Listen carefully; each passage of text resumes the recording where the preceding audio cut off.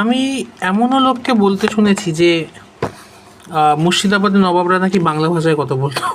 আসলে তা নয়, মুর্শিদাবাদের নবাবরা কিন্তু কখনোই বাংলা ভাষায় কথা বলতেন না।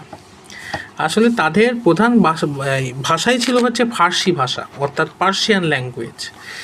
এবং তখনকার মুঘল আমলে যাবতীয় প্রশাসনিক কাজকর্ম, দরবারের কাজ, যে কোনো রকম চিঠিপত্র লেখা, এ সবই কিন্তু ফার্সি ভাষাতে হতো। আর দৈনন্দিন যে কাজকর্ম সেগুলোতেও ওই ফার্সি ভাষাতেই হতো, এছাড়া উর্দু ভাষার ব্যবহার কিন্তু ছিল। কাজেই এটা বলাই যায় যে মুর্শিদাবাদের কোনো নবাবই কিন্তু বাংলা ভাষায় কথা বলতেন না।